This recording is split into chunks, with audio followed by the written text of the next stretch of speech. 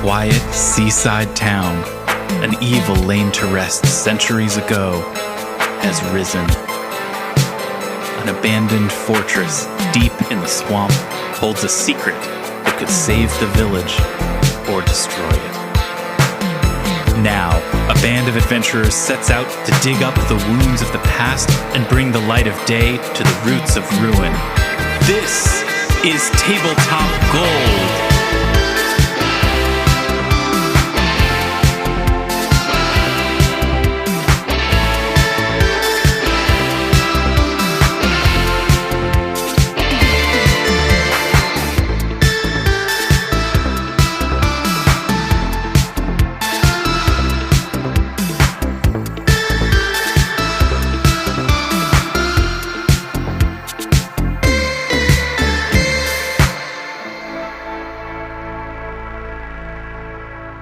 Hello and welcome to Tabletop Gold, the third anniversary episode 23 special. That's right, it's episode 69. Did that make sense? My name is Lars Casteen. I'm here for the 69th time as your nice host and not so nice GM, as you may discover in just a few minutes. Bum bum. I'm joined tonight by David the Tin Man Chernicoff. Good that time, everybody. Zoe Chernicoff. Hello, good that time. Our Matt Humphreys is here. Hello, good that time. And Robin Lange is here. Yes, good this time. Oh, it is this time now, not that time. We've got an exciting show coming up for you today. Like I said, it's episode 69. Big things planned. Not really, but it's going to be fun. Nice. Before we get into that, Robin... I'll do that with my voice not cracking. Robin! I think you ought to keep it. I dropped your taco in the hot oil. Oh, jeez. I'll get it. You mentioned that before we started recording, you were talking about how you were playing a new mobile game, a new phone on a new game on your phone. I'm an that addict. You are playing compulsively. I hate using that word. But yeah. I was a big Octopath Traveler fan when we first got our Switch. I spent a lot of early lockdown playing that. And then I recently discovered that there's a mobile game for it that's kind of similar to a lot of the standard you have to pay to get different character type mobile games, but it's Octopath. And I can't stop playing it because I keep just getting more characters and playing different quests and completing more quest lines and opening up more parts of the map, and I just want to keep playing it. Oh boy, they've got a content hose. Yes, but it's got like the lovely art of the Octopath game, which I love, and the twee storylines. Did this game sneak up on you? Like, what is the moment of weakness where you decided to let this mobile game into your heart? It was honestly like I saw. You know what it was? We've been looking for commission artists. And someone posted something that I liked, some Pathfinder art that I liked. And I went to look at the artist profile, and that artist mainly did Octopath art, like fan art for Octopath characters. Okay. And so when I went to their profile, they then talked about this game, this specific mobile game. I was like, oh my gosh, there's another Octopath game? And then within an hour, I was hooked. That's all it took. How long ago was that? How long have you been walking the Octopath? How long have you been traveling the Octopath? 14 days. 14 days. I can tell you 14 days because I play it every day. And you got to get your dailies. Exactly. Because when you log in each morning, you get a little letter from the Kate Scholar. Kates are cats, of course. And they give you a little bonus for logging in each day. Oh, of course. Yep. Yeah, that's nobody's a fool and there. Each day it counts, like 14 days in a row. You're doing great. Oh, yes, man. it's a mess. It's not healthy. It's what I do when I'm above ground on the subway. Does this game have either loot boxes or a sort of like closed system currency where it's like you can get that. You can totally get that. Just for $8, you'll get a lot more. You just need 246 ISA props. And that will only cost you $29. Click here. Oh yeah, you can absolutely do things for free, but it's so much faster to do them if you pay for it. Just like life. Sure. Just like life. Like, Good lesson for kids. Yeah. Mobile designers are no fools, it turns out. Like they understand the human psyche and are preying on it. Has anybody else had like a time playing a game like that in a way that they don't feel great about? Not to put words in Robin's mouth. Like you're enjoying this game. I feel silly about it. I definitely feel silly about it. That's how I would describe it. Like, this is not the best use of my time. But it's nice to have like a guilty pleasure these days. I don't know. Like, it's fun to just have something that you're like, this isn't guilty pleasure. a good use of my time, but I am thoroughly enjoying the moments I spend on it. And so like, I'm just going all in on that. Yes, that's a good way to describe it. I don't think I currently have something like this because we play games with small children, if we play games at all. But for a while I had a thing, there was this, it was like an app store game where someone had made Around the World in 80 Days into like a choose your own adventure game. You were playing 80 Days. Yeah. I had that. That game whips ass. That It's game fun. is so For some reason, good. it became my thing that I would always play it on airplanes. Because, like, you kind of have to, like, it's enough time. I don't know. I don't have that many windows of, like, it's like a 45-minute to, like, if you poke around and, like, explore stuff and all of that. But it was, like, my go-to. I'd get on an airplane and, like, try to get around the world a different way. It's a super fun one. I haven't done it in a little while, but highly recommend for a, like, have a chunk of time. I don't know. It's, like, it really is like a choose-your-own-adventure book, but... Oh, no, I was going to say, I had downloaded that and I'd always wanted to try it, but I never felt like I had like a window of time that I could devote. I could give 40, like that amount of time, because you're absolutely right. I could just tell off the bat that you needed to give some attention to it. Yeah, it's not like that fun to do like one leg of the journey at a time and come back to it. You kind of got to commit to at least getting like halfway around the globe or robbed or, whatever it is that's going to happen to you. I have almost always, at any given point in my life, had a game like this, guilty, at least borderline guilty pleasure. I don't as much now, both by virtue of having less time and because I my sort of emotional house is in better order. Oh, good. That's great. Like all through my 20s, this was a part of how I managed anxiety, was that there was like a phone thing in my pocket that I could sort of like use to soothe, I think, self-soothe. And every once in a while, I will suddenly like click into and remember one from like however long ago. And I'm instantly taken back to like the phase in my life where that was like what I was, for lack of a better word, using then. During our wedding, it was Candy Crush. I mean, Ian, the ceremony during the wedding, During the period during which we got married, not during the wedding, not during the wedding itself. Not $8.99 again, I said in the middle of my vows. Right. Oh, I never spend money on these things. Never spent $1 on any of these games. That's how you know you're good at them. Armat, how about you? Have you had a game relationship like that? Oh, for sure. I mean, like this is my life. You name a platform, I have a game I use to soothe my anxieties on. Or amplify them. It depends on the game. Exactly. Sure. Yeah, absolutely. One of the mobile ones, though, I don't know if you guys ever played Battleheart. It's kind of like an action RPG like Diablo or something, but like really well engineered for mobile, and everything's on cooldowns on your timers. And so it's just about tapping, these buttons as soon as the cooldown's over, and it's super simple. But like, yeah, I've spent a lot of time playing that on my phone. Now that we're talking about it, I believe I did actually play that game when it first came out. It's been out for a while. Am I crazy? I don't know. But no, yes, it's been out for quite some time. But yeah, it's really fun because you can mix and match classes as much as you want. So you can come up with sort of interesting, one of the things I always love about RPGs is finding like synergistic abilities. And so there's some of that in that, which is fun. My big game thing is not the time waster miniature game. My thing now is that I play incredibly dense and heavy games on in the bathroom and get stuck in the bathroom for like an hour at a time and, Nice. and can't leave. Nice. Oh, sorry. Yeah, I didn't even mention those. Yeah. That's a separate category for Yeah, you. definitely. Totally a thing. Totally a thing for sure.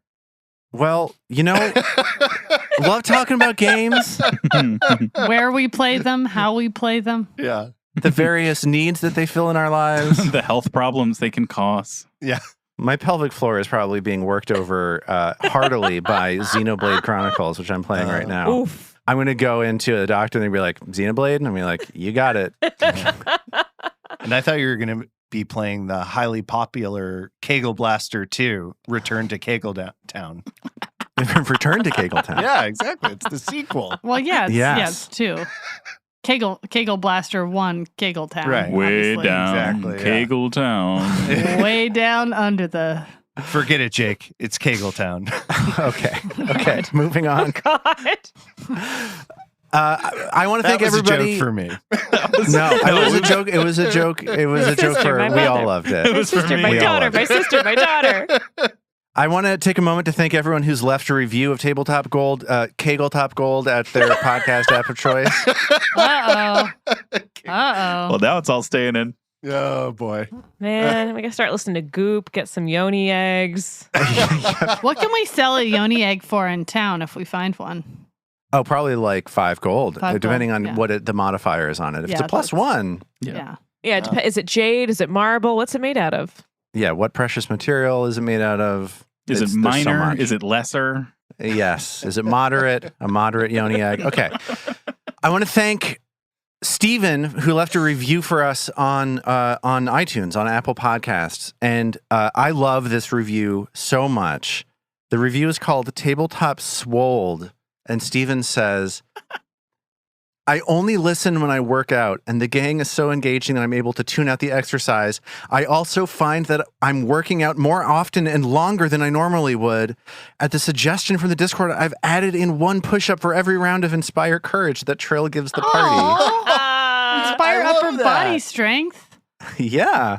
I'm so sorry that for the last 2 episodes we've been doing so much role playing in town that we haven't been giving you any push-ups. This person's emaciated, barely able to open doors now. It's a disaster. Did you say his name was Steven?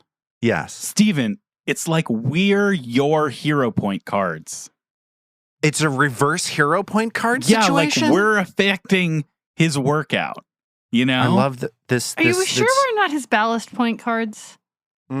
Oh, he should start doing a push-up for each ballast point. For He's each gonna ballast point? Oh my God, he's going to have 3 million no. push-ups in Yeah. this episode alone. Talk about Gosh. swole. Yikes. Yes. Let's get into it. Let's play our game.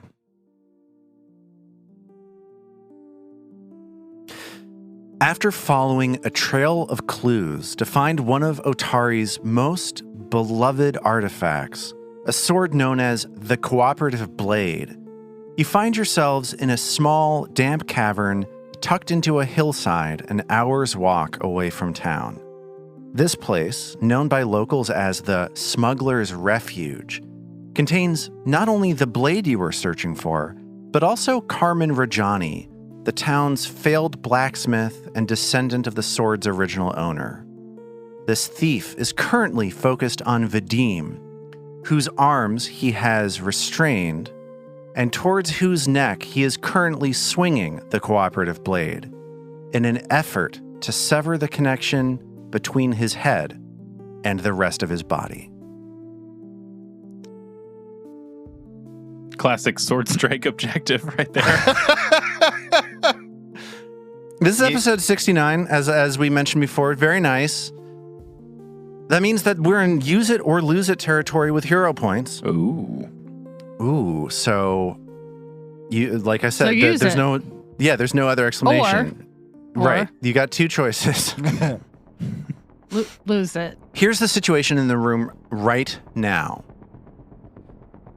Carmen Rajani is pinned to a stack of crates in the northeast corner of this 30-foot wide natural chamber by an arrow that Norman just fired at him. On either side of Rajani, there's Mag with her bastard sword and Vadim wielding 2 weapons. Trill and Norman are skulking in the darkness just outside the range of Vadim and Mag's lights. Vadim is currently restrained because Carmen just critically grappled him. This means that he's immobilized and flat-footed, just like being grabbed. But unlike being grabbed, which asks you to make a flat check to take an action with the manipulate trait, restrained means that you straight up cannot make an attack or manipulate action aside from trying to escape because Vadim's hands are straight up unusable right now. It's an interesting thing to note that one of the only reasons Vadim was able to be restrained in this moment is that he was still drained from having his life force drained out yesterday by the Cairn Whites who were defending that shrine to Nimbleoth back at Gauntlet.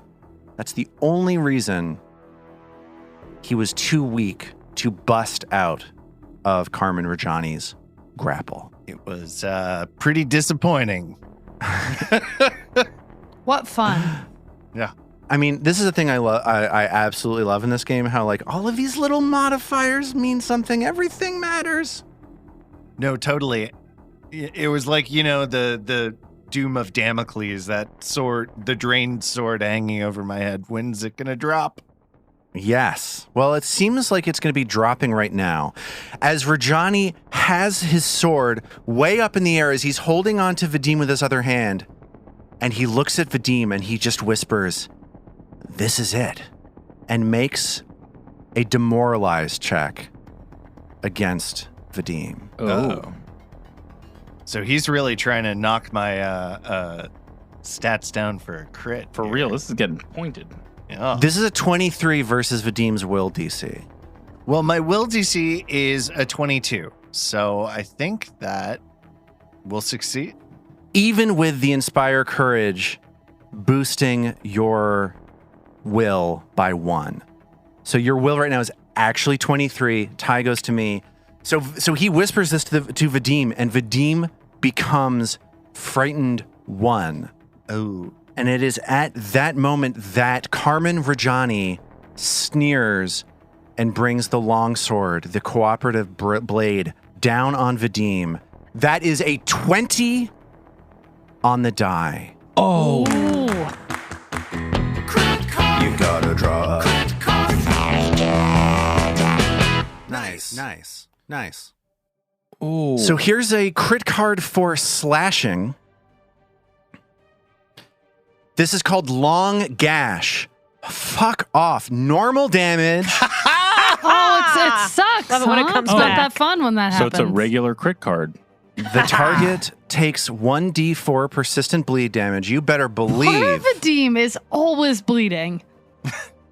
Honestly, You I better believe I'm adding that right now to your token. It's the Ustalavian way, If you don't have blood, what like I have feel you like got? out of his eyes, there's just always like a slow trickle. Yeah. Nose, ears Yeah. sometimes. Yeah, well, The DC, though, to remove this bleed damage of the flat check is 5 higher than normal, which means you need to roll a 20 on the die in order to get rid of this bleed. Oh. That's whoa. really annoying. You're welcome. Okay, here comes my normal damage. And that is not all the damage because I also get sneak attack.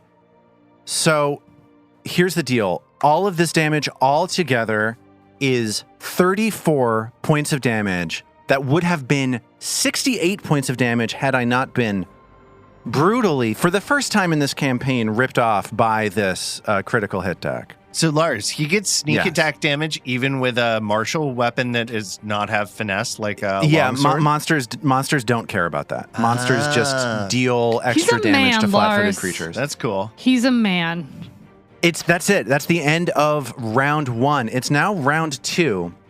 At the beginning of Trill's turn, the Inspire Courage wears off of everybody.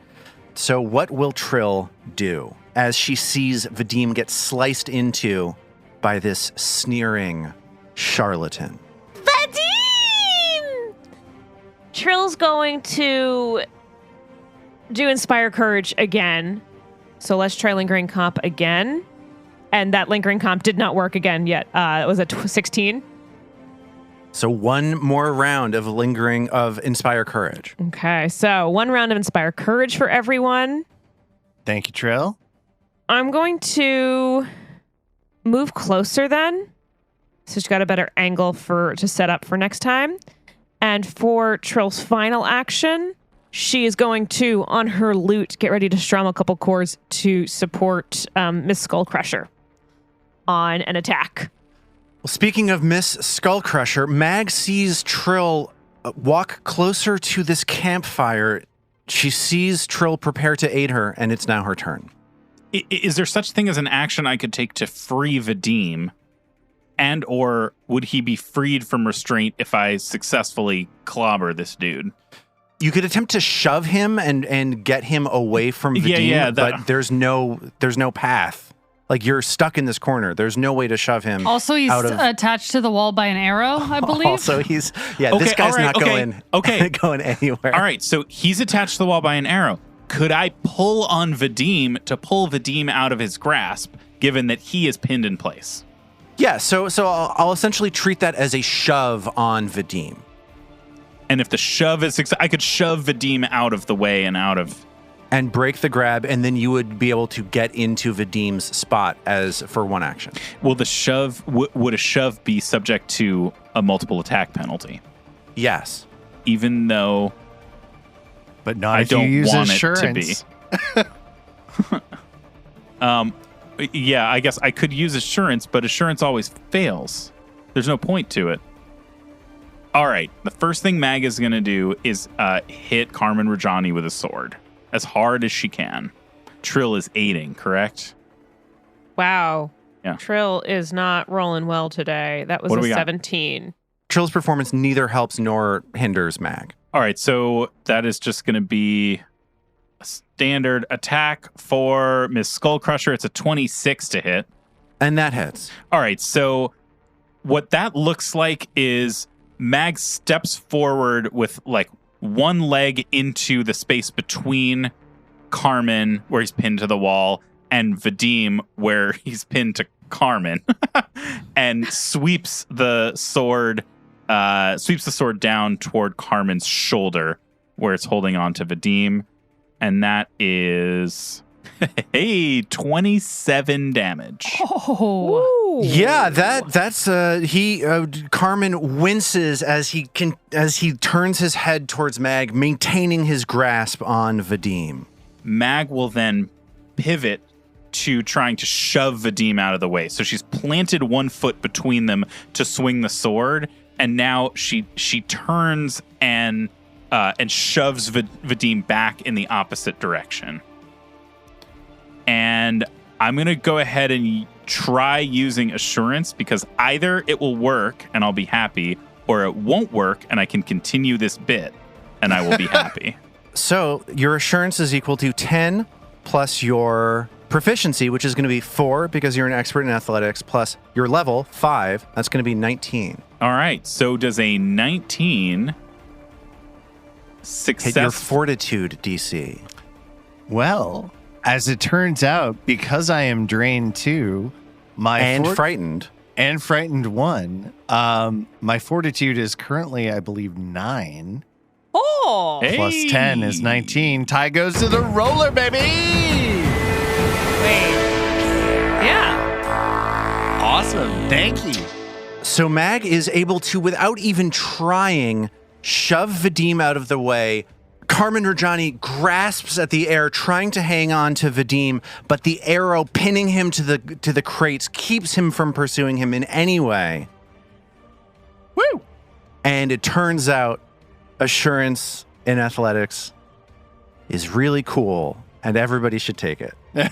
Sometimes. It is really cool, provided that your target has a -3 from Yeah. Due to being spooked by a sadist trying to chop his head off. All right, with her third action, I'll demoralize him. I want to scream at him. So what would Mag say to demoralize him? She just hit him with a sword and plucked his prey out of his. So she would probably say something like ah. Speaking the international language of screaming at a guy, let's get that demoralized check. Well, that's a 2 on the die for 13. So 13 isn't enough. Carmen just raises his lip and sneers at you. And as he sneers at Mag, it is now Norman's turn. So Norman is still back, has the benefit of not being in this fight. I think is feeling pretty smug about how the arrows went. So wants to try and distract Carmen briefly. I think this is a for flavor, uses a little tug on the sword, which is Carmen's key focus right now, right? To try and like make Carmen think maybe someone's gotten a hold of it. Absolutely. It is his complete obsession. I'll give you a +1 to this check for that. That's a 17. Yeah, that's not enough. He feels the sword moving around and is not distracted by it. Norman never knows. Norman assumes he succeeded. And with that, he fires off 2 more arrows to see if he can further pin. It's a 17 and a 20. Cold dice tonight. It is tough dice. Neither of those arrows find their mark. How about the 17? Oh, the 17 hits. Okay. The 20 Sorry. misses. Okay. You guessed my secret armor class. As these 2 arrows fly by and land in these crates that Carmen is standing in front of, here's what's going on with Vadim. He's drained, he's frightened, he is bleeding, and he is inspired to do better than he typically would by Trill's magical song. Mag is standing right in front of him.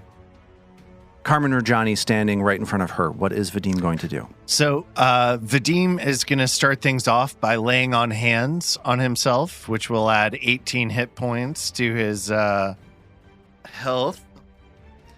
And as he heals up and the light of Pharasma's mercy sort of suffuses him, he cracks his neck. Pop, pop.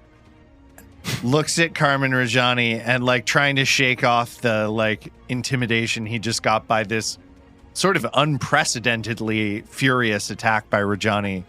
And Carmen looking at you, you can tell he hates you for the fact that you got in his face back at the blacksmith. Totally. And Vadim he goes, "That all you got? I can do this all day." Okay, Cap. He's Captain Ustalov.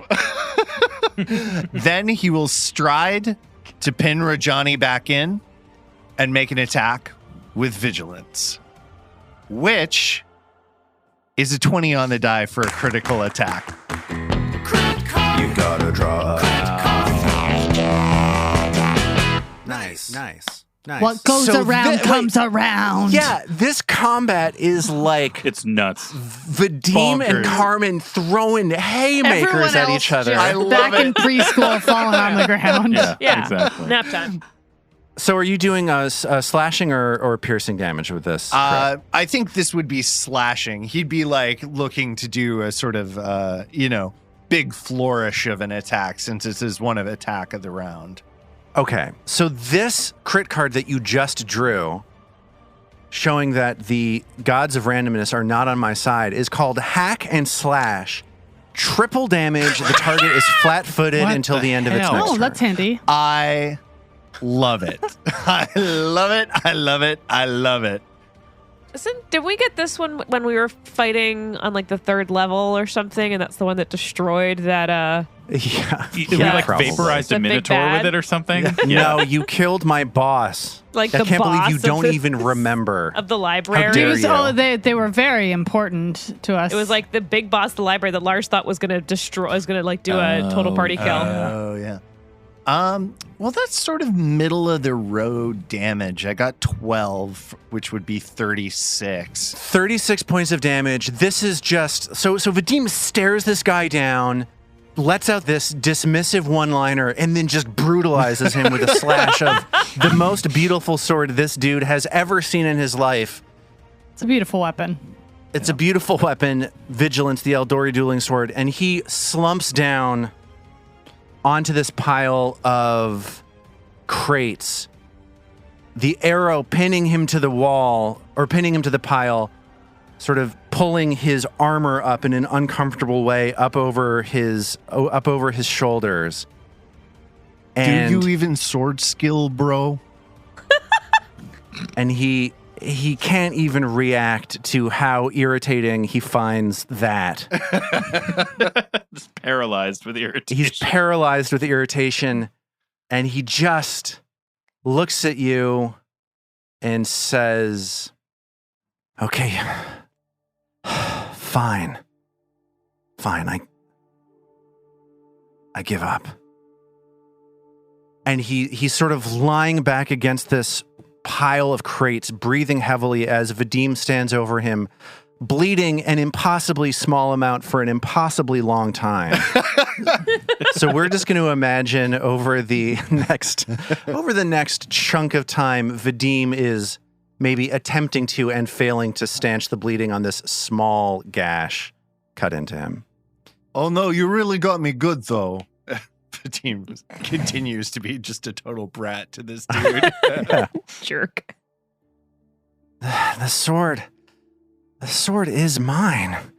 How can I steal something that already belongs to me?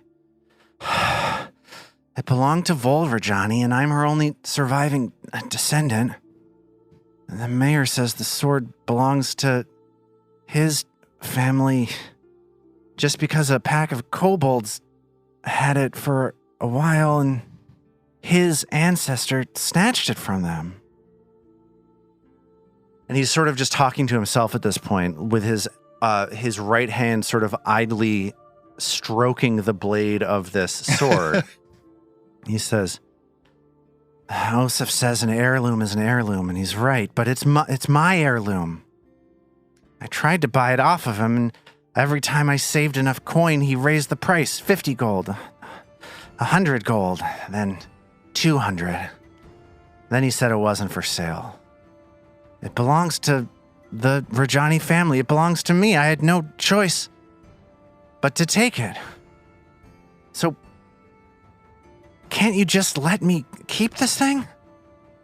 And I think at that, Vadim's face softens actually a little. And he says, "Look, I sympathize. I would want my family to have vigilance if anything happened to me and, well, if I still had family. But what you did at the Dawnflower Library is unacceptable. Starting a fire, destroying priceless bits of knowledge, learning, culture. It's revolting. Now look, we need the blade in order to help protect the town, but perhaps after we're done with it, we could speak with the mayor." Plus, Norman says, swaggering in from his, 60 feet away, "I asked that same thing of the Ghost of Otari. I was like, we're going to be giving him all these cool gadgets. It's like, do we even get that shit back? Like, we're just going to set it on some altar. They don't need it after that. It's just like a key, right? You put a key in a lock, you get the key back. So, like, I think we'll get it. And if you're not a complete jerk, maybe, like he said, we'll give it back for a price." Norman, let's make it a reasonable one, though, yeah? 50 gold? Yeah, okay. Whoa. And when we Wait. need to use that forge of yours to attach stuff. Of all times to not haggle. Mag, he's paying us 50 gold for something that's his. I think it's a pretty good deal. Plus, Lars hates it when we haggle, and he says there's no room for it. This may have been the one time that the book tells me that you could haggle. This game is... Why is this game designed this way? To condition you to not want to haggle and then to put something in front of you that you can haggle. It's crazy, this game. We'll talk about the price when we bring it back. Yes. No, you said 50, you agreed. But I'm just one of 4. I could get outvoted. Are you guys outvoting me? They're outvoting me. This is how they are when they're outvoting me. They're passive aggressive. It's a very hard group to travel with. Do you see what I'm saying? Okay, tell you what. I'll give you 100 gold if you just let me go, use the sword for what you want, and then let me have it back, please. You pay up front? Yeah, of course. Yes, I can pay up front. I like the sound of that. Norman looks behind him to try and get a sense from everyone. Trill gives a thumbs up. Mag is much more concerned about learning about the blade than she is with the money that it's worth. Right. this like Historic low rent artifact. conversation is so far below Meg. How does Vadim feel about this idea of letting him go? Is Vadim going to go along with this? I think he will, but before he does, he crouches down onto his haunches and gets right in Rajani's face again.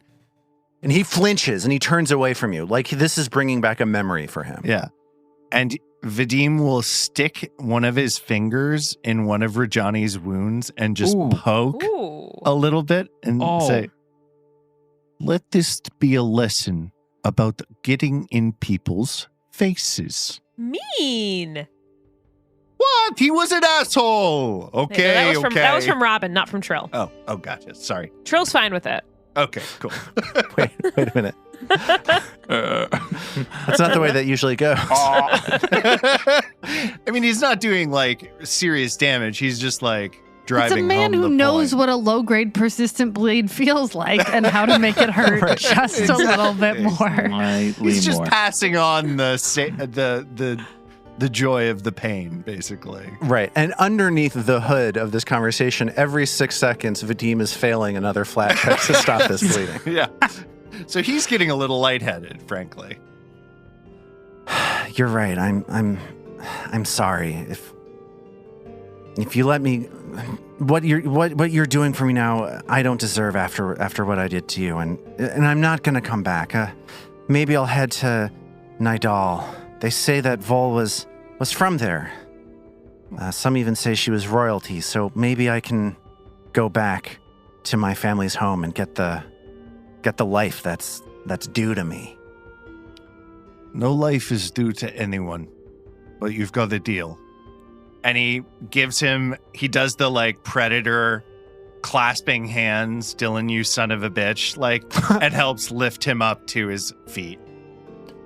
So he gets up, all 11 of his hit points being dragged forward into the air by Vadim at this point. And has it been 10 minutes? Can Vadim have refocused and lay on hands for him?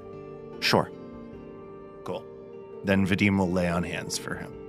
So he seems a little bit healthier very quickly and turns to the group and says, sounds like you've got something important to do with the sword.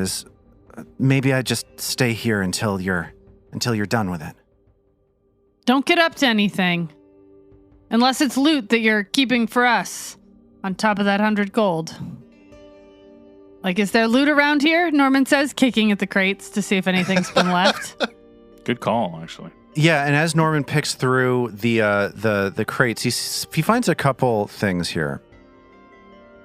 Smart He Norman. finds a bottle of whiskey that it seems like maybe a prior resident of this cavern left behind. He uncorks it and sniffs it and takes a pull. Oh. And it seems very nice. On the bottle is printed the phrase "Old Law Whiskey," and it looks like you could probably sell it for a couple gold. A few gold less than he could have originally, having no drunk part of it. Congratulations, you've drunk 30% of the price of this whiskey. And you also see that there's... Sorry, give me a sec. And that is all that you spot in the cavern. Oh, interesting. I had a sense there might be more, but I don't know Trill why. starts No. looking around What do to you- see if there's anything else. Sure. Sure. Why not? any priceless relics of Asefta Menhem kicking around, or Yeah. The way that Trill rolled, I'm going to say that Norman and Trill found this bottle of whiskey at exactly the same time. Interesting. And Norman, having drunk a third of the bottle, is then unable to do further investigation. Yeah. Okay, goodbye. Oh, okay. Trill Bye. starts walking. And he reaches into his pouch and just throws 100 gold coins at you. And Okay, thanks. you're welcome. And you step back out of this cavern, and it is right around 9 o'clock in the morning. Rain is falling. You see this decaying campground on the exterior of this cavern. And what will you do now as Rajani stays behind waiting because he has your word that you will bring his sword back. I say we go back to the mayor now. We've got 3 out of the 4 items that we need to get through that weird gate thing. And if we show him that all we need is something from Asefna, maybe he'll actually give it to us. Yeah, and if we rough him up a little too, right, Vadim? Maybe not. Maybe not. Maybe not our first plan. I'm sort of agreeing with Trill there. But, Feel let's like see how it goes. yeah, no, same. Feel like that's not how the mayor rolls. So after an hour trek through the rainy marshland to the north of Otari, it's a little bit after 10 o'clock in the morning, and you hear this strange, discordant humming. That again. Maybe even louder than it was when you left it, emanating from the lighthouse northwest of town.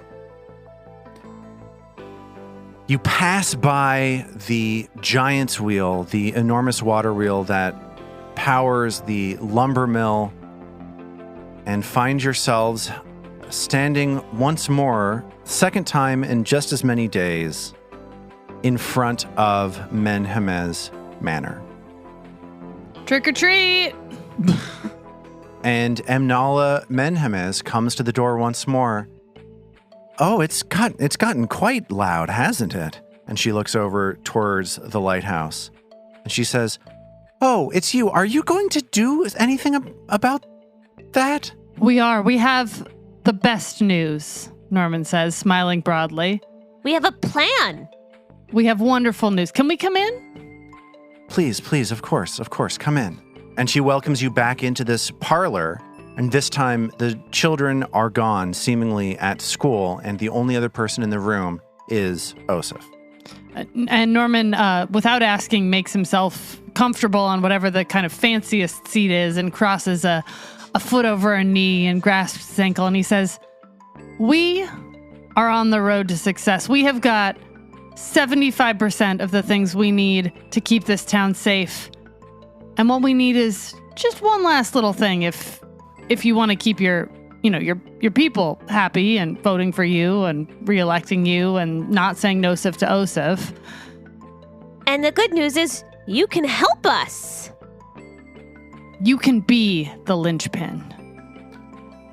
And Osif's eyes twinkle at that, and he says, "Well, of course I believe in you. The faith that we as a town have put in you is part of what makes us strong as a town." And I have to ask you exactly what you're talking about.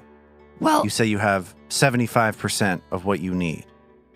What else is it that you're looking for? And how is it that I could help you? so we were told by the ghost of Otari. I mean, Vadim was told. Vadim's been. It's a whole long story, but Otari told us that to shut down the lighthouse, to fix all of this, we needed 4 relics, one from each of the founders of Otari. And we have his. We have a thief kit, and we have Menhemez's. We have her sword, and there's the third one that we've got. That is really important, and I definitely remember. Mag, what's the third one? We have full Rajani's blade. Oh, Rajani's blade. Sorry, Zermav. not Menhemez. Wait a minute. Are you the ones that broke into the Dawnflower Library? No, that was Carmen. Of course not. Well, where is Carmen? He's a scoundrel. He's a vagabond. 100% agree. A flim-flam gentleman. He is the flim-flammiest of the gentlemaniest. He is back at the Smuggler's Cove. And at that, before Norman not here. can complete that phrase, Vadim cuts in, or maybe Trill cuts in. Yeah, or maybe we both jump up. Yeah. Yeah, Mag, right, and Mag also begins talking at the same time. So we have like triple crosstalk over Right. over Norman revealing the location. Oh, Totally. distance not important. Okay, wait. What would that? Oh, What would he that got sound? the way. He He's totally gone. got the Yeah, way. We he's couldn't gone away. stop We- it. We gotta stop Detail him, about but its particular location. We got the sword back from him. We did. If you don't matter, does it matter where you are, Mr. Mayor? Exactly. Norman manages. Now that is an excellent question. I should put that on a campaign poster. It's a sad question. It makes me think about the forgotten people, those that other politicians do not speak to. If you're nowhere, are you anywhere at all? Thank you. What we need, Mr. Mayor, from you is the critical last piece. Do you have anything from your ancestor that might be the fourth relic that we can use to keep everyone safe? It's up to you. Something from a Sephna that a Sephna would have brought with her to the lighthouse. He nods slowly, and you see him, like in real time, start to realize that he is about to have a pivotal role on the stage of history. And he says, "It seems as though Asefna and the Menhemez family are not yet done saving this town. No. Exactly. She truly has been an inspiration to me, and of course to all of my children. She teaches us every day how to live in today's complicated world." An inspiration to us all. And Norman's eyes start to glaze. I just want to let you know, for speaking truthfully about what it is that you need this artifact for, you now have the support of Mayor Menhemez. Yes. And he looks at you and smiles. Like he looks like he is high on drugs right now. He is so pleased to be able to assist you in your quest. And he says, "I believe I do have something. A brooch. It's in our music room. Please give me one moment." And he like runs at full speed out of the salon that you're in. And Emnala looks at the four of you and says, "I'm so glad you're doing this for Osif. He really needed this. This is so lovely of you to make him part of your of doing something that matters." Does he want to come fight with us? I mean, we could use a random character who could take some hits for us so that if we meet someone really bad, it's less damage for us. Do you see what I'm saying? Yeah, coming from the other room, you hear, no. And his voice gets louder and more distinct as he comes into the room holding a large locked box. And he opens it and he says, "Here, take this. It is a small contribution to your quest, but I think you may find it of useful." It's a pin with a silver representation of a large buck with a bow and arrow superimposed over it. It's a brooch that you recognize as a religious symbol of Erastil, the god of family, farming, hunting, and trade. Oh, and she was a cleric of Erastil. That's right. And this brooch, just to let you know, if you were to take a little bit of time and look at it later, you would pretty easily find this out. While you're wearing this, you can cast the Disrupt Undead cantrip as an innate divine spell. Oh. And once per day, you can spend 3 actions to utter a command and manipulate the brooch and touch a weapon at the same time to give the weapon the deadly D12 trait. Oh. Which means that when you critically hit with it, you do an extra D12 of damage. And against undead, the weapon instead gains the fatal D12 trait. Whoa. Which means that all of your damage dice increase to D12s on a critical hit. And also you add a D12 to it. Holy crow. And that blessing is going to last for a minute until you score a critical hit with a weapon or until you aren't wielding the weapon anymore. Wow. That's quite It's something. The best one. Yeah. Of these 4. Wow. Mr. Mayor, I don't like to pick favorites, but this is going to be pretty clutch. Now, these are divine, aren't they? These spells? But innate. It's so you get the ability to cast this spell innately, which means that you are just as good at casting that spell as you are with your spells that you already have if you are a spellcaster. Otherwise, you just are trained with it, and it uses charisma as your main stat. So Trill would still be able to use them even though they're not a cult. Yeah, this is something that does not look like a Trill item, but the more you think about it, it seems like it could be very useful for Trill, potentially, at least for the ability to cast Disrupt Undead. Yeah, Disrupt Undead is cool. Positive damage plus your spellcasting ability modifier. And he looks at you and says, "Do you think this might be something that would be helpful for you as you put your lives on the line and fight for this town's bright future?" This is something that is incredibly helpful. She must have been wonderful. And he stifles back a tear and he says, "There isn't a day that goes by that I don't consider what it is that she did for this town. The honesty and the dignity and the decency that she has passed down, not just to this family, but to all the families in this town." Did that answer your question at all? Did you ask me a question? No. I just I went into a reverie there for a moment. It was beautiful. I feel like we just had a moment here, Osef. Thank you. I don't know if bright future is as promising as he thinks with that light out there, Norman mumbles to himself. Oh, but you said that this is going to be the thing that... Right, but we want a dim future, I think. I mean, with the light. It's just that the brightness of the light. Do you remember the thing with the crab and resurrecting Haplo and... He's being an ass, ignore him. This is Thank good, you, this is helpful. Is what I meant. Thank you. Feeling Vadim's elbow in his rib. Yeah, and Vadim maybe starts like ushering Norman towards the door and thank you, yes. Mag lingers a moment longer and says to the mayor, "We will take this forward, this work of safeguarding the town. We won't rest until we succeed in securing the town's future, and we will give our lives if that is what history calls us to do."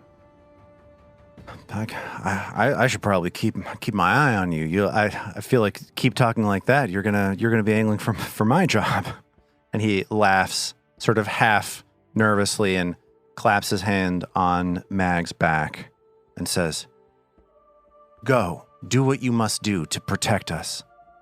And as he opens the door, this sound again fills the room. And he says, I do hope that you know what you're talking about, though." And you find yourselves back out on the streets of Otari, standing just above the cliff, looking over the town below. I know that we've had a busy morning dealing with Carmen, but I can't help but feel we should get back into the lighthouse as soon as possible. That growing sound can't be good. And he looks up worriedly at the lighthouse. The sooner we get there, the sooner we get to keep these 4 things for good, right? Well, we agreed not to blade, but otherwise, yes. Norman looks at him side-eyed, non-committally. All right, so you begin the 20-minute walk through the plain around the town, through the forest, into the swamp. And you start delving back into this fortress that you have gone to so many times before. By the time you're here at the keep below Dauntlight, it's around 11 o'clock in the morning. You find that each floor that you go down, that sound becomes louder and more insistent as you feel as though you are getting closer and closer to the source of that sound. I want to ask you where it is that you're going in broad terms right now, where it is that you're going to be picking up your exploration from. I feel like we'd want to head to the portal where we deposit the 4 relics, right? Like part of me, Zoe, wants to explore, but I feel like Norman would want to go to that gate. And Mag wouldn't stand for anything else, I don't think. Yeah, Vadim would also want to do that. I have a question, guys. When we had been in that hallway with all of the sarcophagi, where they were where they would go transparent as we went in front of them. Yeah. Mag and Trill, didn't they discover a passageway through one of the sarcophagi? Yeah. Yes, you did. In the 5th sarcophagus down in that hallway, you found at the back of the sarcophagus a secret door that opened up into something that looked like a natural cavern. And we never explored that one, did we? That is still unexplored. Okay, just wanted to remind ourselves of that unexplored passageway. Okay, as that unexplored passageway registers in your minds, you find yourselves walking past the room with the blue light on the 3rd floor that Augriel is just sitting in front of, looking at rapturously. And you move past him down into the staircase leading down from the restricted collection into the pavilion where Jal Mesmin was keeping camp. I guess we're going back to that temple to Nimbeloth. Okay, that path takes you through this eerie, strange stairway with whirls of blue energy covering the walls. And you head into this strange stairway, head up the stairs again, and then exit into this temple on the 4th level that has these 7 glowing gashes on an altar in the middle of the room. And again, the sound on this floor is louder. It's not quite deafening, but it is unpleasant to be around. Can we tell where the sound is coming from? Is it coming from this floor or from below? All you know is that it keeps getting louder on each subsequent floor that you've gone down.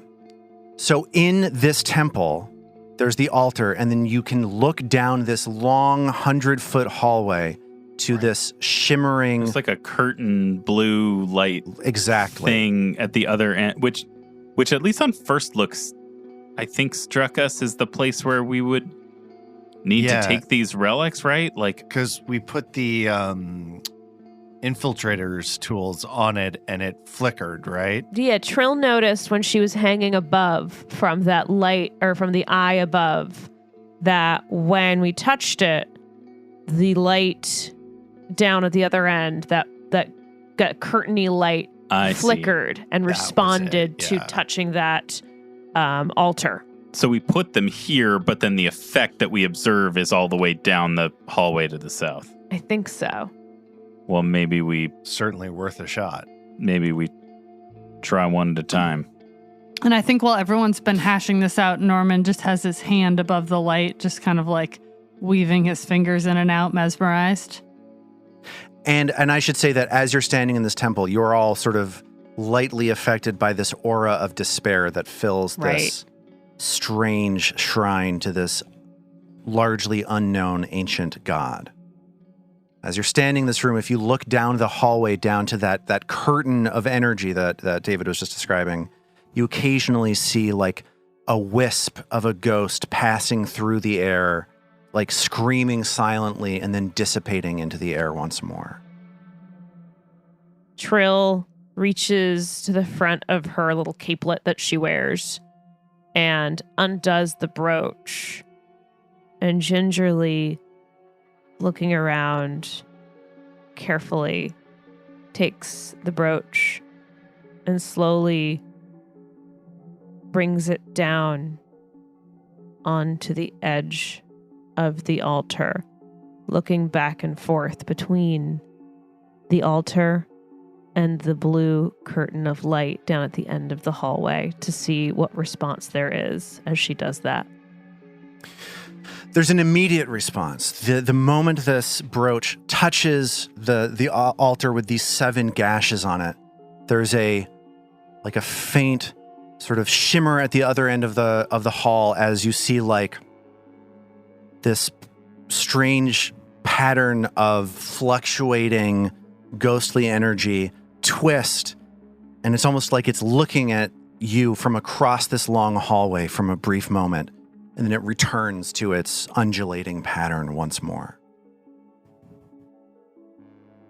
Should we try another?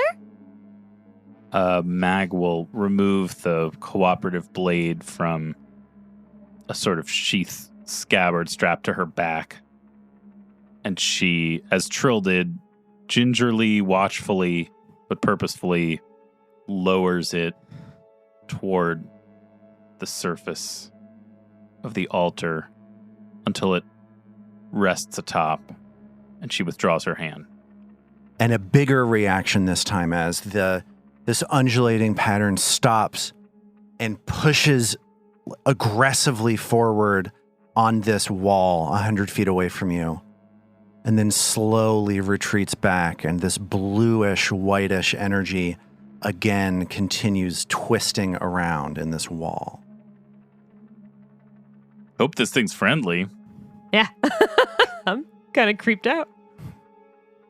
All right, well, who has yeah. We've got the spell book in the bag of holding. Mag moves the bag of holding to the ground, reaches a hand inside, feels around for a very, very long time because there is a system. And then eventually pulls out Zarmavdian's spell book. And this time a little bit quicker, with a little more confidence, but still, gingerly places the spell book on the altar to the right of the cooperative blade. And the same thing happens again, but with greater force and a little slower this time, as there's a big rushing movement of the pattern undulating on this wall, as it seems like they're starting to kind of not like these shapes that you're looking at from across this hallway are not randomly turning around. They're more moving in unison in like a strange swooping pattern on this ghostly energy wall. And I imagine at this point, the three of us, the Trill, Mag, and Vadim, all just turn and look at Norman expectantly. Should we? I think we could probably try it now, right? Like usually 3 out of 4.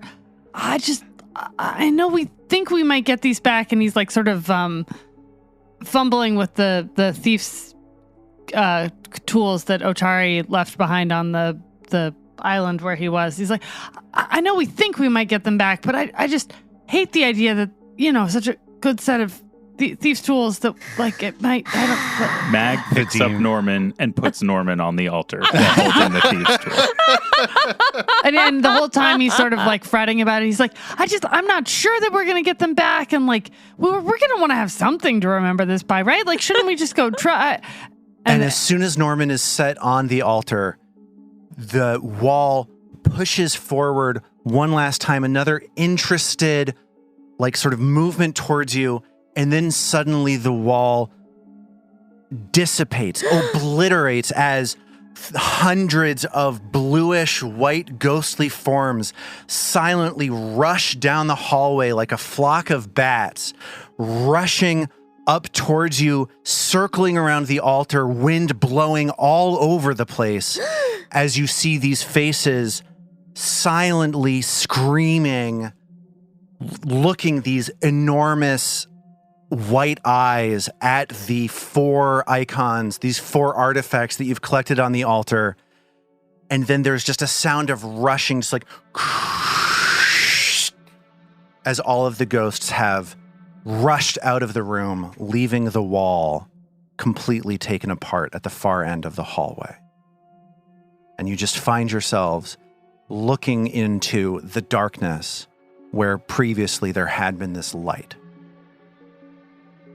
Did we just send some spirits into the afterlife? I'm very pro that. Norman listens to see if the sound has gotten any quieter. The sound is just as loud. This whoosh gives you a moment of relief, probably. And then you realize that this reverberating, dull is continuing to echo through these hallways. Well, we may have overpromised Seth.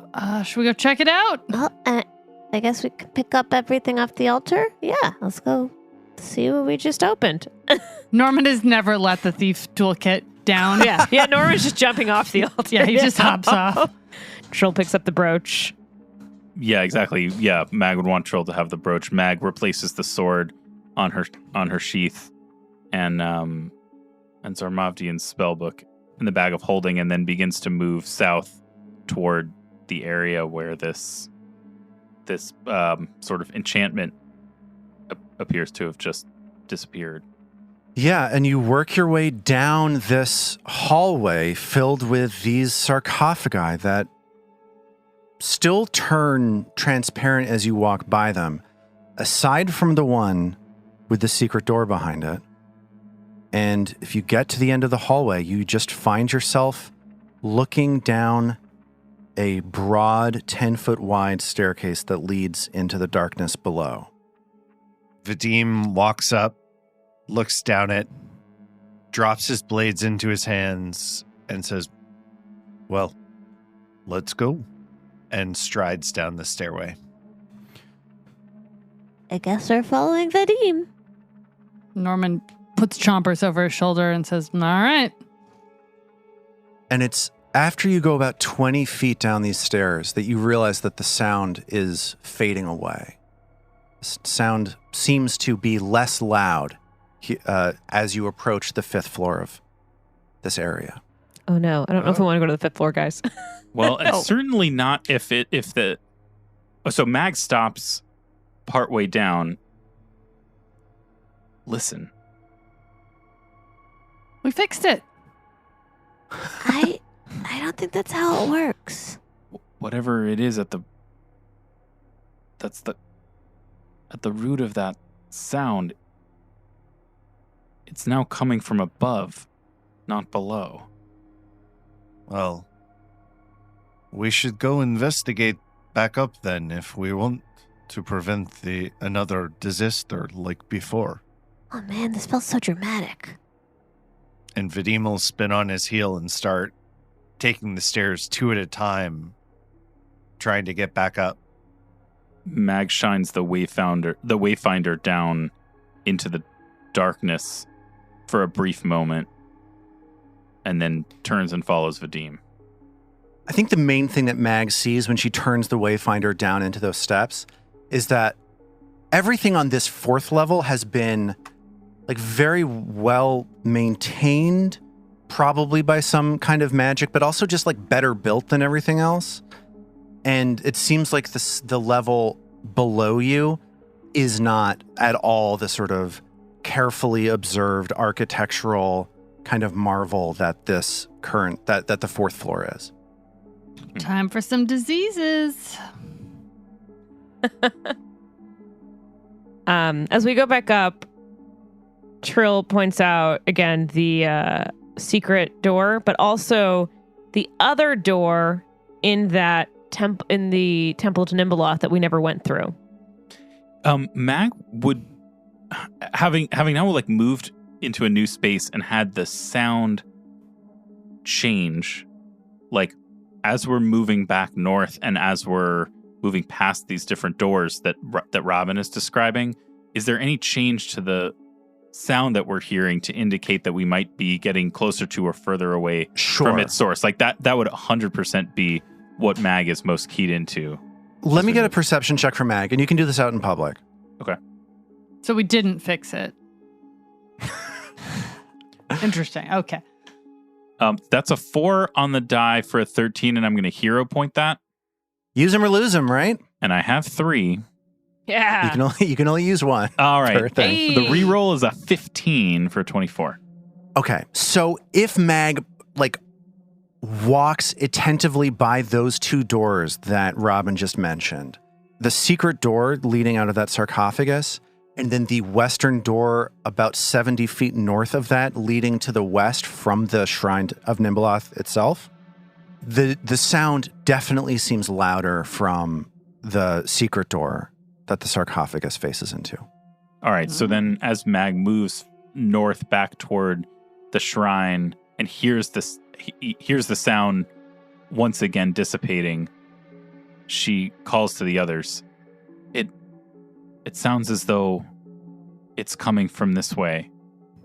And she moves back in front of the secret door to the west in the shrine of the sarcophagi. Well, I hate to say it, but I guess we should go towards the terrifying sound. We have to identify what it is that's changed. The town is counting on us. We should hurry. Guys don't think we're going to have to fight Haplo again, right? God, I hope not. I don't know if we've even really ever dealt with that. No, we'll deal with it later. And Troll starts Now's to not the walk time. around the sarcophagus. So you step through the sarcophagus, pushing the secret door open. As soon as Mag does that, she sees that she's in a natural cavern that the light of the Wayfinder illuminates, strewn with bones and scraps of metal and cloth. She is immediately hit by a smell of brackish seawater and hears a series of loud, popping, clicking sounds like plates of metal scraping against one another. I want to know if Mag has ever come across anything that sounds similar to that from a machine construction, could her knowledge of crafting, I guess I'm assuming it would be either crafting or society, could either of those give her some clue as to what she's hearing? As Mag considers whether this is a mechanical sound, she is struck with a feeling of deja vu. That this combination of this scraping plates of metal sound and this seawater smell reminds her exactly of the sensation that she felt immediately before the enormous three-mouthed crab was teleported into the graveyard. And the edges of her Wayfinder pick up the gleaming, polished, sort of ceramic, bumpy surface of two large creatures with spike-covered legs and enormous carapace shells surrounding them. Oh, no. And in the corner of the cavern, Mag spots three soft red eyes looking directly at her, and then three more soft red eyes. And then she hears a screeching sound. And she does a swamp lore check before she loses her hero points. Okay, that's good. We'll do that. Let's do that, David. Tell you what, I'm going to give you an auto success on those swamp lore checks just to take the pleasure of spending a hero point away from you. She recognizes both of these as underground subterranean creatures known as Scalathraxes, as a screeching fills the cavern, and the two of them start scuttling up towards you. And we'll pick up from there next time. Son of a bitch. Son of a crab.